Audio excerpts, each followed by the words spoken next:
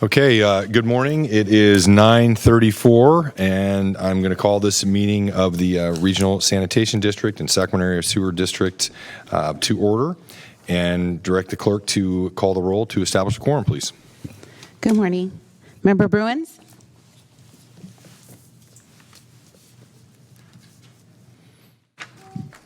Member Bruins? Member Harris? Frost? Here. Hume? Here. Kennedy? Loloe? Singh Allen? Here. Sander? Natoli? Here. Orozco? Here. Howell? Here. Cerna? Here. Valenzuela? Here. Bang? Chenier? Villegas? Here. And Desmond. Here. And you do have a quorum. Okay, thank you. And I'd ask Director Hume to please lead us in the pledge. Please address the flag. Pledge. I pledge allegiance to the flag of the United States of America and to the republic for which it stands, one nation, under God, indivisible, with liberty and justice for all. Okay, thank you. Madam Clerk, please read the statement and public comment procedures. This meeting of the Sacramento Regional County Sanitation District and Sacramento Area Sewer District is being broadcast live on Metro Cable 14, the local government affairs channel on the Comcast Consolidated Communications and AT&T UVerse cable systems. This meeting is closed captioned and live streamed at metro14live.saccounty.gov. Today's meeting will replay Sunday, July 17th at 9 a.m. on Channel 14. This meeting can also be viewed at youtube.com/metrocable14. In accordance with the Government Code 54952.3, compensation for meeting of these legislative bodies is required to be verbally disclosed. The amount of $100 will be paid for each member participating today as a member of the Sacramento Regional County Sanitation District, and the amount of $100 will be paid for each board member participating today as a member of the Sacramento Area Sewer District. Compensation for Sacramento County supervisors and City of Sacramento council members is paid to the county and city respectively to partially offset the costs of those governments. Compensation for other board members is delivered to the individuals. The county fosters public engagement during the meeting and encourages public participation, civility, and use of courteous language. The county does not condone the use of profanity, vulgar language, gestures, or other inappropriate behavior, including personal attacks or threats directed towards any meeting participant. In compliance with the directives of the county, state, and Centers for Disease Control and Prevention, this meeting is live streamed and open to public attendance pursuant to health and safety guidelines. The practice of social distancing and wearing of face coverings, mask, or shield is recommended for the health and safety of all persons participating in person during the meeting, although it is not required. To make a comment on a specific agenda item or off-agenda item, attendees may raise their hand, may submit a speaker request form to the clerk, and the chair will call each member by name to the podium. Members of the public may also dial 916-875-2501 and follow the prompts. When the chair opens public comment for a specific agenda item or off-agenda matter, callers will be contacted by phone and transferred into the meeting to make their public comment. You may also send a written comment to boardclerk@saccounty.net, and your comment will be routed to the board and filed in the record. And that concludes the announcements. Thank you, Alma. And I certainly want to welcome my colleagues up here on the dais. It's nice to have some company for me and Oscar. And I think so, just before we begin, we're moving closed session. I think on the agenda it was listed first. We're going to actually have closed session at the end of the open session. Okay. Thank you. Okay, well then we will move on to our first items, which are consent matters, items 1 and 2. I'll move consent. So, okay, we have a first and a second on the two consent items. Any members wish to make comments on these items? Comments or questions? I do not see anyone in Nope. Zoom with their hands raised, and we did not receive any public comment. No public comment? Okay, then I will please call for a vote. I'm sorry, who made the second on the motion? Villegas. Thank you. Okay. Member Bruins? Aye. Member Frost? Aye. Hume? Aye. Singh Allen? Aye. Natoli? Aye, I'm not sure anybody wants to take an address off of Steptage Road, but nonetheless, I thought that was kind of The address, Seftage Road. Which item, Mr. Natoli? Yeah, Oh, Item one. we can correct it on the action summary. No, it's right. I'm just saying, I don't know. Oh, okay. I like it. It's an accurate description. We want your home address there, I don't think, though. So, yeah. Orozco, Aye. Howell, Yes. Cerna, Aye. Valenzuela, Yes. Villegas, Yes. and Desmond. Aye. And the motion carries with those members present. Okay, thank you. Item 3 is off-agenda comments. Do we have any? We did not receive Comments from any the public? off-agenda comments, and there is no one in chambers. Okay. Great. Then moving on to district separate matters. Item 4. Item number 4 is discussion on sewer impact fee waiver program, and I believe the presenter is Mike. Good Hey, morning, Mike. Chair, members of the board. Morning. So this is the discussion on the sewer impact fee waiver program. Excuse me. I'll give you a quick overview. There are 200 sewer impact fee waivers available for folks each year, annually, that Regional Sand provides. And they're for very low income households. Looking back over the years, we've reached the cap, the max, just a couple of years. And so back in January of this year, Regional Sand's sewer impact fee program was amended via the ordinance to allow for a rollover. So if there's excess fee waivers available each year, they roll over into a pool.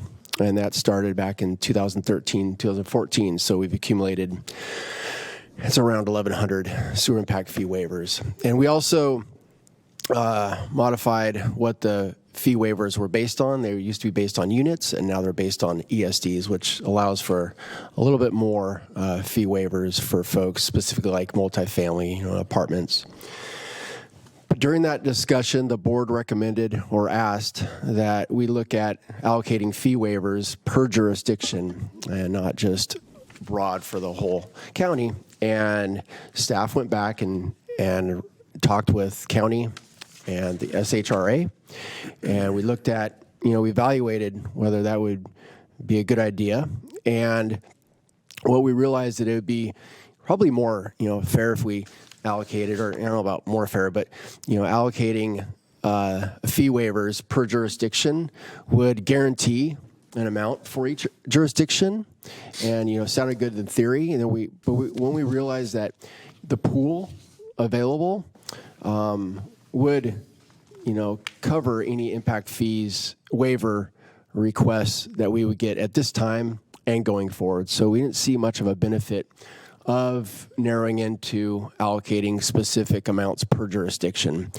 There is no limitation currently. And then if there is ever a limitation in the future, the pool gets deplenished, we think it actually would limit the amount of fee waivers that would be used across the county and the regionally, because if, for example, a city has X amount of fee waivers and there's no qualifying projects in the area, they would just be locked in and not used.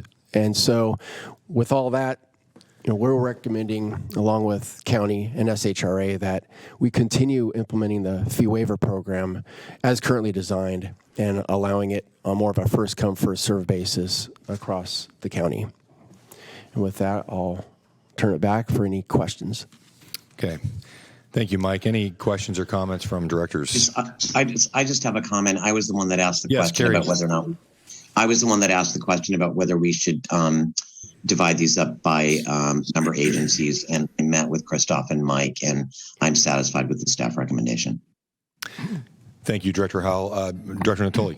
Yeah, just a question I have is I know there's some rollover built in here, but I think part of the question is I understood it in even though we haven't hit the cap in too many years, that is 200 the appropriate cap level, irrespective of how you allocate and or keep that in a general pool. I think that was the question. I think with the demands that are being placed on local governments, and certainly we're not the ones building the housing by and large, but looking for the incentives, is that a sufficient number kind of look as best anybody could project. And so I know there's some in reserve already that could be.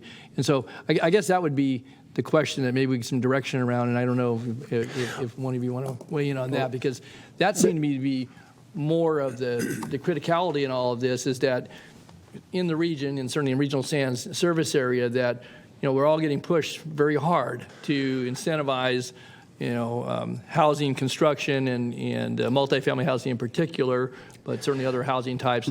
And so whether 200 is sufficient, I guess, and it sounds like we have the ability to visit that, but we don't visit this regularly. And so if the 200 cap gets hit, unless somebody pushes on it, we're not going to hear about it. But if there's some flexibility built in for Christoph, you and your staff, using the rollover, and so that in a given year, if you had 500 units that were requested and they're all legitimate, that let's help use it, because this is one of the few incentives from the standpoint of a lot of things we do.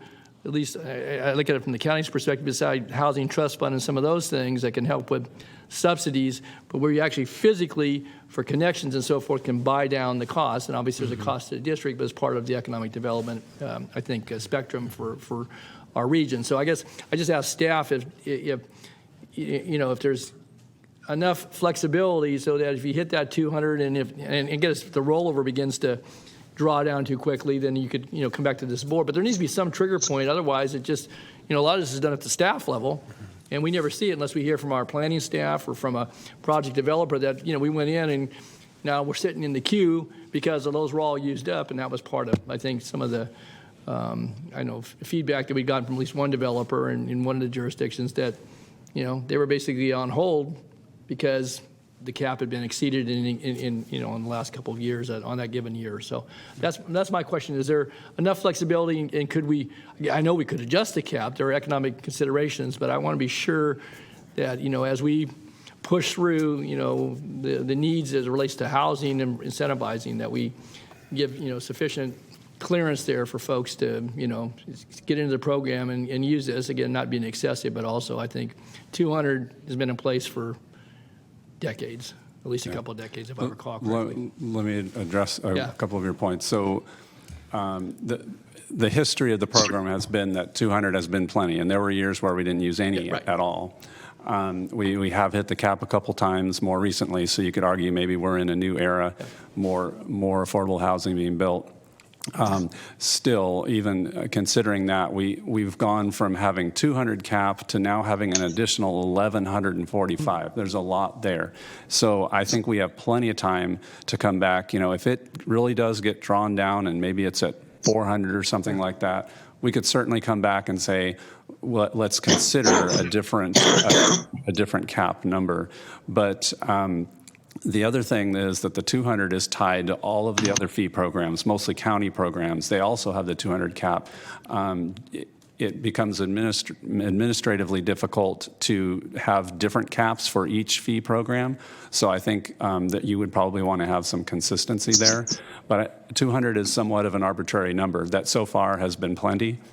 But we're now in perhaps a little bit of a new era, and we'll have to look at that and see as we go. But I think, remember, not only do we have the 1145, but we also have each year 200 in addition to that. So I think we need to let this play out for a little while first. Oh, okay, so just let me ask on that then. And again, I knew you had this in reserve. So with the 1,100 plus and certainly the additive each year, the 200 in any given year will not be this kind of unsaid governor as it relates to that, is that if we've got 400 or 600, spread throughout the region, or it can be in any one jurisdiction, that come through and they qualify under the criteria that we apply, then you can you can go back and we're not going to hold it to the 200. It's not, so some staff person's not going to say, I don't mean here, somewhere along the line, well, we achieve 200, doesn't matter what's in the reserve. So we're going to give you now clearance to begin to draw on that pool. Is that? We've worked with SHRA throughout this, and they're very aware of the use of the cap and the 200. So we're accounting for both of those. Once they hit the 200, then they would start to draw from the 1145. And has that policy always been in effect? No, because it's only recently that we've implemented the rollover. We used to just have the 200, and again, we never hit it before until very recently. Okay. So there's clear direction relative to utilizing the rollover. That's the pool, the reserve that can be drawn upon, because I think you're probably going to see more demand. I could be wrong about that. But There's clear direction, but it is new. So, we'll have to, implement. okay. Thank you, Director Natoli. I agree with you, and we all aspire to be in a place where we are using all of these, not leaving anything on the table, and attracting more housing. Director Hume. Thank you, Chair. I appreciate Director Natoli bringing up this line of questioning. It was something I wanted to ask about as well, and I certainly could have done the research myself, but sometimes it's more expedient just to go to the subject matter experts. Relative to the actual criteria of this plan, in looking at a multifamily affordable project, obviously there are levels of affordability based on average median income, 60%, 30%, whatever. When we apply these credits, do we apply them to the entire project, or does it apply to only to those units that meet the criteria, or how do we have a scale wherein we can take 60% of a credit if it's a 60% unit, et cetera?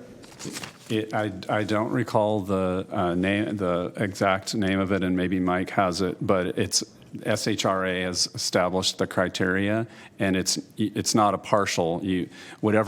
However many units meet that criteria and are certified, they get the credits. Okay, so it's however many 100%. units within a particular project that meet the criteria, Yes. that's where it would get the credits. Okay, thank you. And by the way, we're interchanging units and ESD. An ESD, equivalent single-family dwelling unit, is one ESD. One unit in an apartment complex is only 0.75, so that's another thing that we've done. The 200 cap used to be units, so now if you think about it, you really need to multiply that by 4/3 is how many units are now available. That 200 is ESDs, not units. Thank you. Director Hume. Thank you. Director Villegas. Thank you, Mr. Chair. I guess the only comment I would add to the conversation we're already having, and that is, it would seem to me that it would be most prudent, given the sort of the roles and responsibilities of this enterprise, that we find ways to identify metrics with which to measure the outcomes of the way in which we use these fee waivers. In other words, I mean, we all have different hats. We all come from different jurisdictions with different priorities, and it's easy to sort of, I say mission creep for lack of a better description, but it's easy to say, well, we need to invest, our fee credits in affordable housing because we all know affordable housing is important. That's a no-brainer. But I also think we need to embed some degree of metrics to measure whether or not the fee credits are achieving the policy objectives that are consistent with this enterprise's responsibility and policy objectives, right? Otherwise, it's housing tomorrow and it's recreation centers the day after that. And it's not to say that's the path, but I'm just saying in order to stay consistent with our mission, it ought to have metrics that you can reasonably tell us, yes, we're meeting those policy objectives using the fee credits that are consistent with what we've laid out as our policy objective, that we've all agreed upon. Because otherwise it does have a tendency, in my opinion, to grow incrementally, and all of a sudden you've boiled the frog, so to speak. So I would add that as something to consider. And then the other thing I had is a question. So are we still intending to have a conversation about the mini homes? I know the mini homes is a policy matter, so that's separate than, okay, good enough. Yeah, that's fine. That's coming back in August, at least at this point. Very good. Thank you. Thank you, Mr. Chair. Thank you, Director Villegas. Director Natoli. Yeah, just to follow on, I think to Oscar's point, we still have credits available for economic development purposes as well. Is that correct? So for economic development, we have the Confluence program, which is a grant program which partially reduces fees for commercial. We no longer have the Economic Development Bank, except for some very specific credits to be used for septic conversion related to the county. Okay. And then we have this program. I think those are the options now. Okay, so because we extended the life of the credits for the septic conversion. Just for that specific Just for purpose, that in agreement with the process. county. I would just say that, and again, at some future juncture, it might be wise because, again, I don't know that those designated ESDs, maybe it's better just in the Confluence program, are going to be sufficient as you look at all the areas you've identified for septic conversion geographically in the county. You're working on several of those, and certainly I'm very familiar with a couple of them. But again, if that's not the approach that's preferred going forward, if it's just a Confluence to then buy down the cost in the overall, approach, whether it's in Old Florentown or, Hood or Franklin or, or elsewhere. I think you're looking at Rio Linda as well. That, I guess let me ask you the question. And so is it reasonable to think that if you exhausted those, that you would just rely on the confluence program going forward? Because I know now it's a combination with the old credit program. So, for septic conversion, we've got 4 communities that we're actively working on. We are hopeful that we have some pretty good source of grant funding, right. And then in combination with the fee credits and the confluence program, we think all 4 of those projects are viable and can move forward. Got a lot of work to do still. And then we also do individual septic conversion projects, and we have a separate confluence program for that, where we, depending on income level, you can be granted up to $20,000 for, it ranges between $10,000 and $20,000 for both fees, and then also defers or offsets construction costs as well. So we're in pretty good shape with it. Basically, the septic conversions are actually happening more readily now because they come and they realize that there's some money there to offset some of the costs on those individual one-offs. And then, like I said, the 4 communities, and we've done a pretty extensive search. There could be some other communities out there, but the larger neighborhood-type projects are all on our radar already. And we think they're all viable. So where you have pockets or individual onesie-twosies, you're going to use Confluence program, but now you can use both, right? You can use Confluence and the sewer credit program, so you get a additive. The sewer credits, the only credits that we have are the ones that we agreed with the county on, and those are set aside for those larger projects. So there probably won't be any left from those to add on to the individual onesie-twosies. But like I said, those seem to be being successful a lot more frequently. I'm seeing maybe 1 or 2 a month that come through where someone has a septic system and wants to get connected to public sewer, and they go through the process, they get some grant funding, and they move on. Is there still an opportunity on the economic development side for small businesses for connection fees in areas that maybe you're looking, for reinvestment and redevelopment, and we don't have the redevelopment tool to any degree anymore on that side of the house, but where you're going into, because it becomes, and again, I certainly look to my colleagues, Supervisor Desmond, where you've got a lot of older strip centers, and you may be looking to housing or a more, a combination of live-above and redoing your commercial, but it's going to require additional capacity because if it's designed for either for an older center or maybe for single-family houses. How do you incentivize that? Because that becomes a pretty big challenge. And I think in some of the older, it's not just in District 3. I think you have, and certainly in all the communities, you have older established kind of the downtown areas where, and that's invisible in the sense that, people come in but then say, oh no, you got to, you only got a 4-inch line, you got to have a 6-inch line out, 280 feet down the street. It becomes a deal killer for a single, a business or even a small strip center, and I think because a hindrance, along with a lot of other things, because fire flow can be an issue too. So I guess I'm curious because again, that's where this district has been a really good partner in some of the downtown redevelopments, the older suburb redevelopments, and because otherwise it's too onerous for a lot of property owners. But it's necessary because that's the new standard. You're not going to, the 4-inch line is not going to get anymore. You got to put a 6-inch line. I'm sorry. Well, we do have a way. Can I just remind everyone that the agenda item here is the sewer impact fee waiver program. We're getting a little far afield of what's been noticed for today. Might need to come back as a separate item.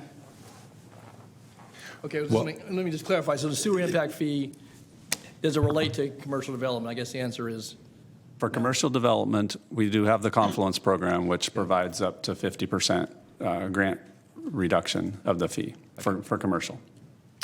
I'll stop there. What I'd recommend, and I don't know, do any other directors have their hands up?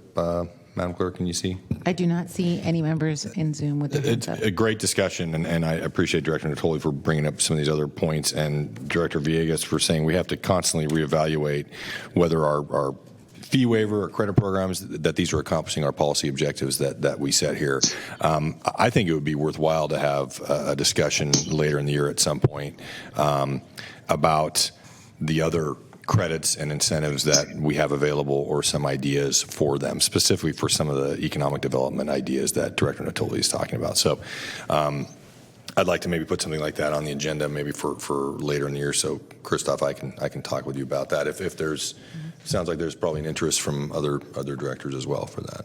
And remember that Director Sander also had asked us a while back, and we're working on setting up more of a meeting with staff in the different cities and county.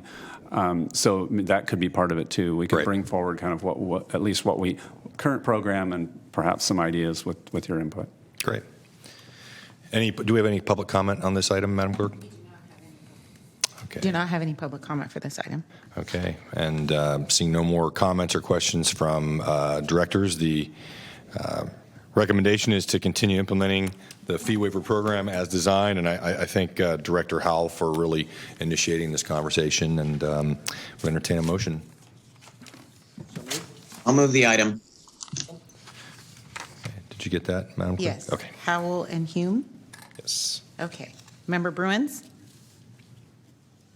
Aye. Member Frost? Aye. Hume? Aye. Laloe? Aye. Singh Allen? Aye. Natoli? Aye. Orozco? Aye. Howell? Yes. Zerna? Aye. Valenzuela? Yes. Villegas? Aye. And Desmond. Aye. And the motion carries with those members present. Okay, thank you. Okay, next, item 5, it's Sanitation District and Sewer District, separate matter. Authorization for continuation of remote teleconference meetings. Okay, Christoph. Yeah, just quickly, this item normally is just a consent item. We added a little discussion because I've been trying to look and talking a little bit with Director Desmond about ways to increase the in-person, and understanding that we've got a 17-member board, and I think you can only get 16 shoulders across this particular dais. And so we had talked about the possibility of trying a couple of meetings out at our Gady office. The location, we have a community room that's quite large, and it might be an opportunity to get people spaced out and actually physically in the chambers. So really, we're just looking for some input. We would like to get more in-person participation, and throwing that out as an option. If you are interested in that, the Gady location is pretty convenient for some. It's off Highway 50, and free parking, and like I said, plenty of space, and might be an opportunity to get more people in person. The likely date would probably be in the fall sometime. We'd pick a date, give us time, staff time to work on the logistics. It takes some logistics to do that. But. And I'll just chime in here as well. Yes, Christoph and I had the discussion, and I think it would give both an opportunity to give some folks who are certainly still understandably concerned to put us in a location where we have a lot more space, we can maintain social distancing, and also give us a chance to meet at the headquarters. And some of us have not even had the occasion to be out there. So would really like to hear feedback from other directors about whether they're amenable to doing this. Certainly wouldn't change the nature. You'd still have the option of participating virtually, of course, but it would just hopefully open up some more opportunities for us. Any comments? Any hands? Oh, I see a hand raised from Director Frost. Yes. I'm amenable to that. Thank you. And it works for me too. I was one of the people that would prefer to stay on Zoom, but it's just because of the schedule for the rest of my day, but that's closer than going all the way downtown. It's just selfish. But admittedly so. Thank you, Director Howell. Okay, looks like Director Orozco. Hi. How long do we anticipate still having the option to Zoom? Yes, you'd still have the option to participate via Zoom. But do we have a deadline when we expect to be all in person again? The clerk's office has not received any direction from the state regarding the changes in the Brown Act. I don't know if County Council has received any either. But I know that the clerk of the board it works closely with County Council to should that change happen, we will need to make that change for all of our boards. And if that changes, and I think for the time being, some of that's going to be affected by what happens with the county orders because there's variance on the rise again. Right. Yeah, that's right. No, go ahead. I was just going to say that the downtown location has been very convenient for me. I actually work during the daytime, like a block or two away. And so, having to get in a car and drive across town would be a little less convenient only because I'd have to take a vacation time during that time. But I obviously would yield to how my colleagues vote on that. That's all. Thank you. Thank you, Director Roscoe. Understood. Any other hands raised, Madam Clerk, you can see? Member Singh Allen. Director Singh Allen. Good morning. Thank you. I was definitely a very strong proponent for in-person meetings for our city council meetings in Elk Grove. But as related to our boards and commissions, I definitely see the value in our Zoom opportunities. One, it definitely ensures, I think, getting that, getting a quorum. But I will yield to what is preferred by the rest of the board. But I definitely see the value for continuing with our Zoom environment. Thank you, Director Singh Allen. And just to be clear, what we're going to be asked to consider here today is to continue the status quo in terms of participating via Zoom, but for those who wish to participate in person, perhaps holding a couple of those in-person meetings at the Gady site between now and the end of the year. But it would not change the ability to either attend in person or virtually. Is that? Thank you. Yeah. Thank you. Okay. Any public comment on this matter? We did not receive any.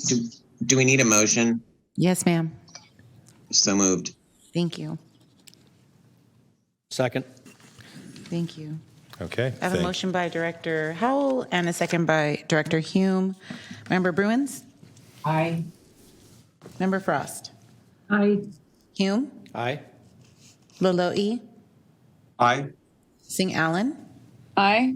Natoli? Aye. Orozco? Aye. Howell? Yes. Cerna? Aye. Valenzuela? Yes. Villegas? Aye. And Desmond? Aye. And the motion carries with those members present. Okay. Thank you. Okay, we'll move on to item 6, miscellaneous director and district engineer matters. First, I'll ask any of the directors if you have any comments, items to discuss for future meetings, or any other comments. Any hands raised? Oh, Chair, I have a quick comment. Is that Director Valenzuela? It is. Thank you. Sorry, I'm Yes, mobile, yes. so I have it. I'm pulling into 700H as we speak. But I just wanted to thank Christoph and the team for reinstating tours on site. I've gotten a ton of really great feedback from folks who've been able to go out and visit the facility. And I know you're working with us to try to get some young people from my district out to learn more about your operations. So I just wanted to thank you for that. I know it's a stretch given the ongoing variants and risk of COVID, but I think it's just incredibly valuable. And wanted to thank you and your team for the efforts on that. Absolutely. The tour program is kind of getting back in rhythm. We were out for a couple of years, and we've added some new stops because we have our BNR now and the filtration project as well. So it's a really great opportunity to come out and see the plant. And so far, I think the people that have come have been really appreciative. Thank you, Director Valenzuela. Just don't do it on a 110-degree day. That would be my recommendation. Okay. Any other directors with comments? I see Director Orozco's hand is raised. Oh, Director Orozco. Sorry, I just forgot to lower it. No comment. Thank you. No Thank problem. you. Okay, I have no other comments. Then I will turn it over to our district engineer for updates. All right, so we have the next 2 meetings will be canceled. That is July 27th and August 10th, and we'll next be meeting on August 24th. That'll be a pretty full agenda. We, in particular, have a couple of items of kind of district-wide importance. We'll be bringing a recommendation forward on the potential merger of SASD and Regional SAN, and then also an item, a recommendation on our staffing options with the county, and we've been working with the county on that. So hopefully you can be there for that one, August 24th, and if you aren't for some reason, please let me know and arrange for your alternate, and hopefully we'll get a quorum there. And then the other thing I just wanted to mention real quickly, and I've got a short video for you all, and that is that we had a great grand opening at the Nicholas Dairy a few weeks back, and I know a lot of you weren't able to make it, so we thought we have a PR firm that's working with us to do some more publicity for the education program, but they captured some great video and shots of the event itself. In particular, the family members. We had quite a few family members from the Nicholas family there, and I think they were really, really appreciative to have a little piece of their childhood, their youth, captured and saved, and become a museum basically. So that part was really neat. And of course, we had our partners, Elk Grove School District and Sacramento Splash was there, and some other partners, and it was just a great experience. And so we got a quick video to show you so you can sort of feel like you were there. Terrific.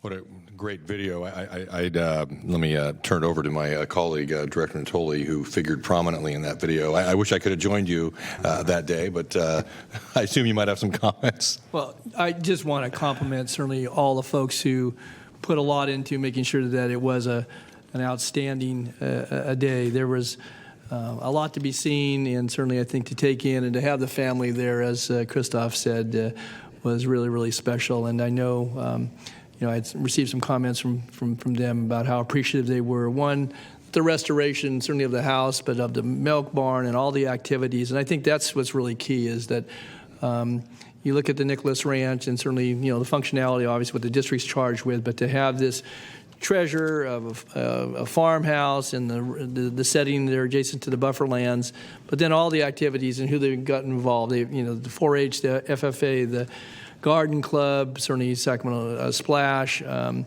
our district staff, again, who, again, working with whoever was the event planner, just did a tremendously excellent job. And we were able to have one of the Van Stein grandchildren, Case Van Stein's grandchildren, brought their prize champion cow, and you saw the 4-H'er with the goat and so forth. But it just was a lot to see and do, and I'll tell you that the Nicholas Ranch will just, I think, pay dividends relative to, I think advancing stewardship and an appreciation for our agricultural heritage, but also the environmental stewardship, as I said, adjacent to the buffer lands. And I want to just compliment Christoph and all the staff, because I know that they had a big hand in all of it, and everybody, there was plenty of donuts and milk and all the other things that go with that. But it was a great day, and I think that those that were there certainly came away with a very positive impression. I know that it's been a work in progress for a long time, but again, I think you've got the heart there with the Nicholas Ranch Dairy, but the soul really is the programming that goes behind that. And again, the partnership with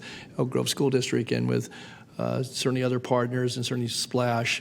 It's just, it will pay dividends for generations to come. So as you have a chance to tour, I know Katie mentioned the tour of the plant, certainly get a chance to get out to Nicholas Ranch. I say it's going to be a beehive of activity. You saw the beehive there, but there is a lot of activity, and I know field trips, and then the ongoing programming, and you've got a lot of folks who take a lot of pride in what goes on there. So again, kudos to Christoph, to Prabhakar.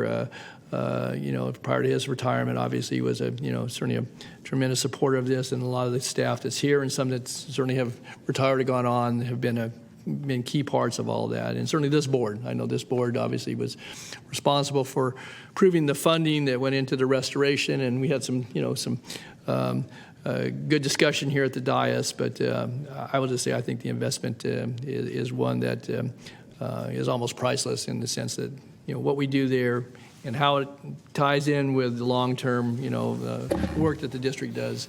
So again, kudos, and I know I had a chance.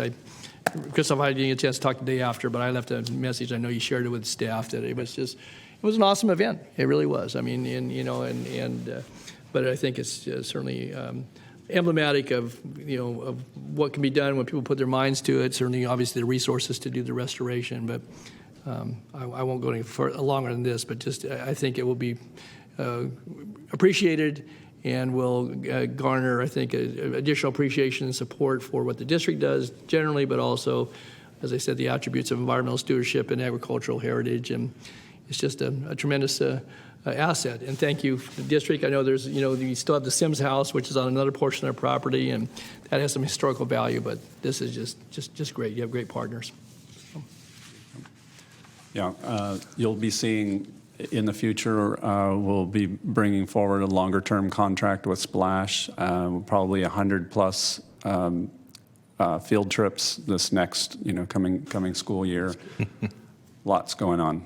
It's been very successful so far. And it's available to district-wide. It's not just schools in the Oak Grove School District. I mean, it's we've talked about this in the past, and whether it's in West Sacramento or Folsom Cordova or San Juan, or pick your district, or Twin Rivers. Again, those field trips are available to folks throughout the service area, but certainly even beyond that, I think. And it just it's a great resource, great asset. So yeah, we're definitely expanding beyond Elk Grove School District, and we already have pulled in a few schools, just because with COVID, a lot of Elk Grove School District wasn't doing field trips, so we were grabbing from anyone who wanted to come do a field trip. So we're starting to make those contacts out, and working with City of Sacramento as well. So yeah, I was going to say Sac City schools. I think there's get somebody to underwrite the bus down there. It would just be a tremendous day out at the Nicholas Ranch.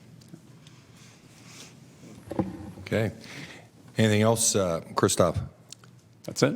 Okay. Well, I want to welcome Director Valenzuela into the chamber. Nice to see you.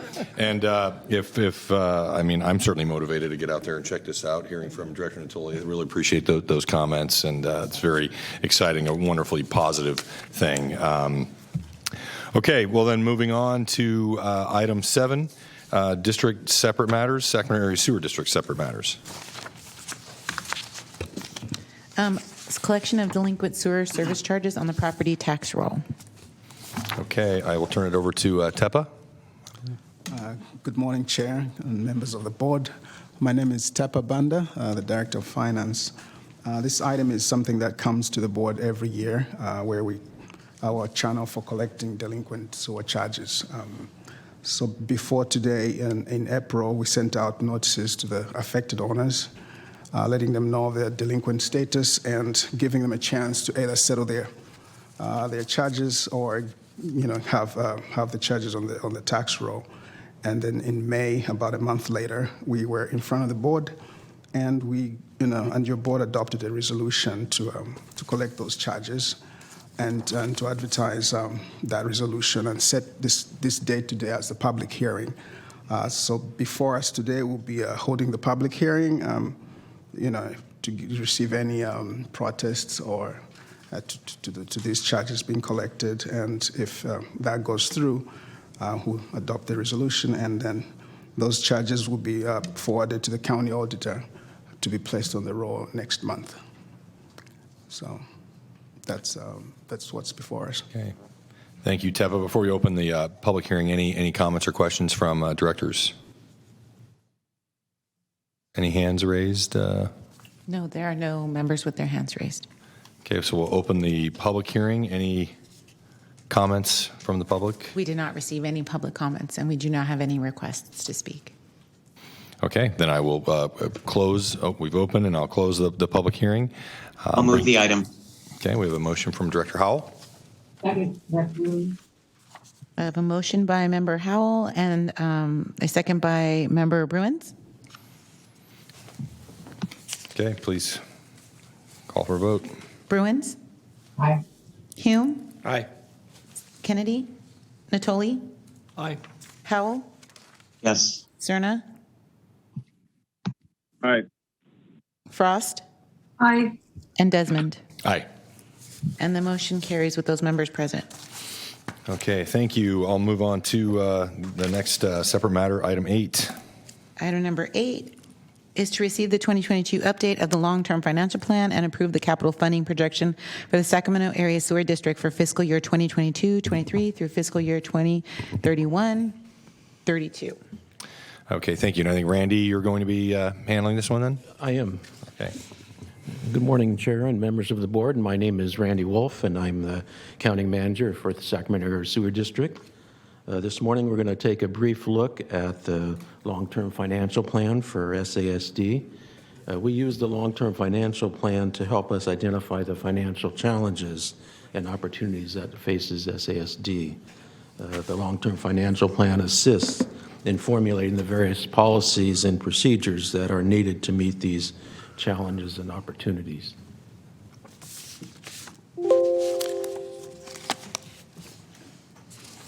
This morning, we're going to take a look at some of these areas in our annual update of the long-term financial plan, such as the highlights, critical issues, forecast assumptions and results, capital funding projection, debt management plan, and recommendation and action items.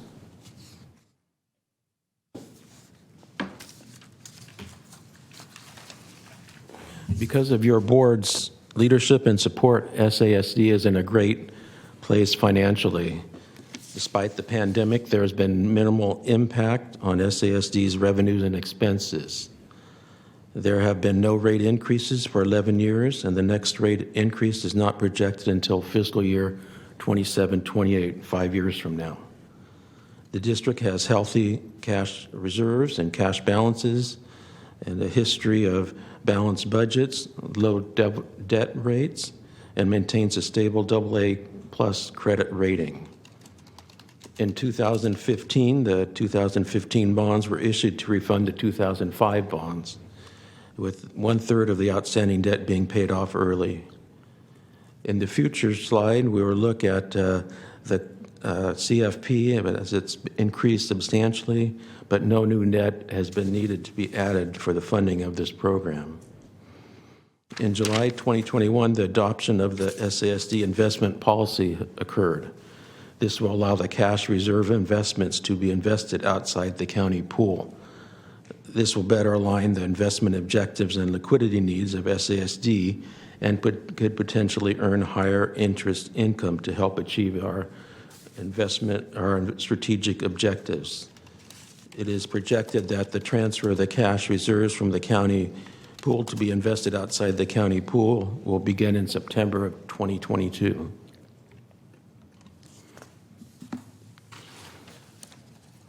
Some of the critical issues of the long-term financial plan that we continue to monitor include the potential regulatory requirements, lawsuits and settlements. As your board is well aware, litigation and legal challenges are always ever-present hazard in the wastewater industry. Board approved service levels. Economic conditions. SASD has no plans to issue new debt, but we continue to keep a close watch on the financial markets for possible future refunding options. With today's volatile market and the rising of interest rates and the possibility of the Fed's raising interest rates, the bond prices continue to fall and the demands for bonds drop. So it is unlikely that we will have any refunding of current bonds in the future that could produce beneficial results, but it's always an option. Natural disasters, climate change, pandemics, and other emergencies are another critical issue. The district keeps a general reserve of 25% of operating expenses to be able to maintain in the future to assist in times of emergency. Water flow fluctuations such as flood or drought, and aging infrastructure. To help address aging infrastructure, asset sustainability strategies and condition assessment programs have been developed and implemented. Some of the forecast assumptions and results. The low annual growth from new ESDs, we have about 0.5%. We feel that this is a reasonable estimate given the population in Sacramento County continues to grow annually at about 1%. Over the past 10 years, the percent change is about 56.56, and the last couple of years it's been about 0.76. So we figure that this 0.5 is a good annual growth rate. Operating costs fluctuate from maintenance program schedule. Capital costs averaging $22 million per year. The operating costs we have projected to increase about 3 to 4%. Capital costs they increase annually. In 2015, the CFP was $142 million, and currently in 2022, it's $220 million. It's almost a $100 million increase in 7 years, and so we have not had to raise rates, but still been able to maintain our capital funding plan. Last one is targets a 2% minimum debt coverage ratio and positive unreserved cash balances. Currently, our debt ratio coverage is 3.7. The bond covenants require 1.2, and then we also have industrial media standard of 2. So we're well above that area. So you can see the results that we're not going to be having any new monthly service rate until 2027. At that time, rate increases could be small at about 3%.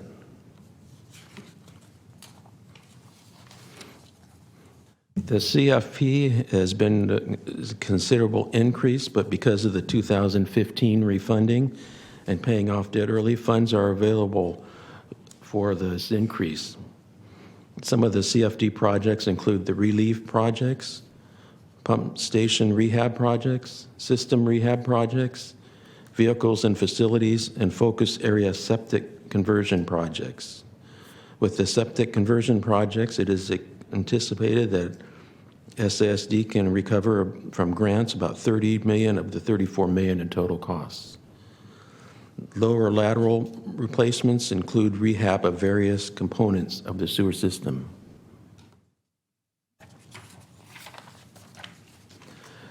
Go into a little bit of detail on the debt management plan. We have 3 series of bonds for SASD. The 2010A bonds includes a BABS, a Build America bond subsidy from the American Recovery Act of 2009.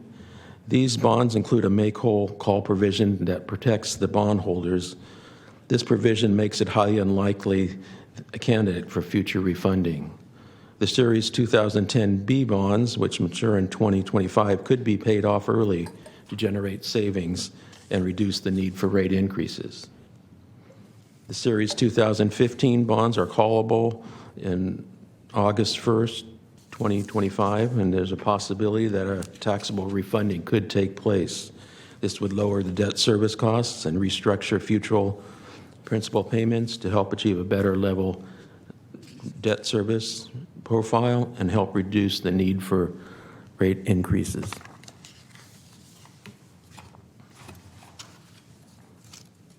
Some of the future action items, continuing managing reserves to support cash financing of all capital projects. Currently, we have over $41 million in reserves that is used to assist in capital cost spikes. This is included in the annual budget process. Looking for opportunities to refund and restructure debt. There are various opportunities, and we continue to explore those with the district's financial advisor. Explore investment strategies to earn better return on invested reserves. SASD has retained Chandler Asset Management to serve as our investment advisor and manager. U.S. Bank has been selected as a custodian bank for the district's reserves to be managed by Chandler. It is estimated that in September of 2022 that SASD will begin investing securities with a average maturity longer than the county pool, and higher interest income could help negate potential rate increases. As with any presentation, my two favorite words in conclusion, SASD is in a great place financially.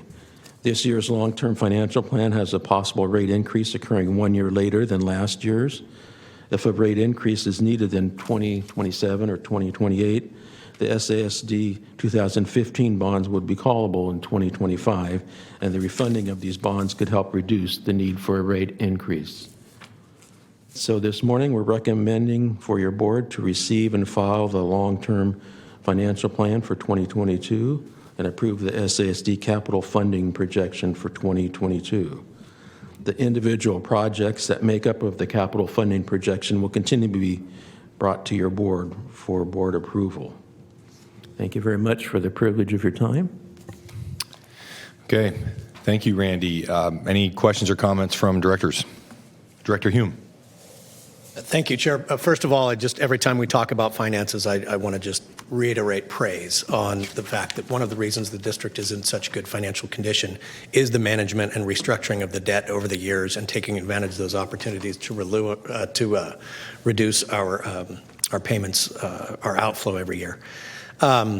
Randy, was the growth projection that you had at about 0.5%, and you said that historically, or at least in the last term, was 0.75%. Is that based off of new permit issuance, or how are you determining that growth rate? We use the new ESDs, so every year we take a look at what Cubs provides us with the number of ESDs that is generated, and we use that number. Okay. Well, I think then going back to our discussion earlier on incentivizing new housing in order to make available more housing, I can guarantee just from a gut sense that we are growing faster than 0.75%. So that's a very conservative number, and hopefully it bodes well. Agreed. Thank you. Yeah, just to add on that, the conservative number really drives our revenue side. So if we underestimate our revenues, we're being conservative and making sure we cover our operating costs. So it's not driving much of our cost projections. It's mostly on the revenue side.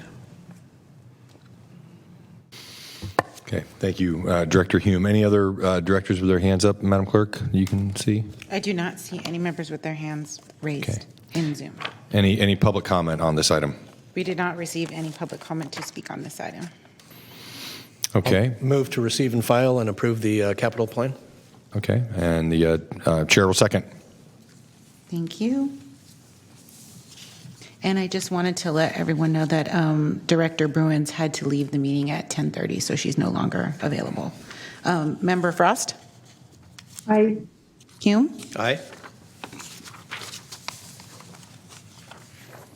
Natoli? Aye.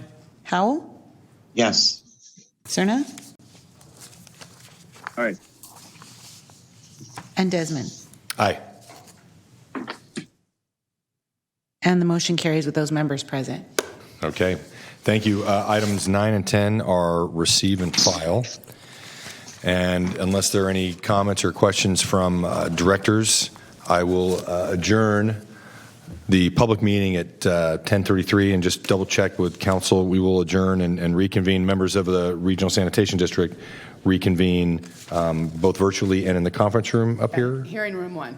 In hearing room 1. Yes. For the director's do the rest of us just stay on the call? Yes, directors, please stay on the Zoom call. We will use that same Zoom call for the closed session, and then we'll take a break between the closed session and the Investment Advisory Committee meeting as well. Okay, great. And with that, I'll adjourn the public meeting.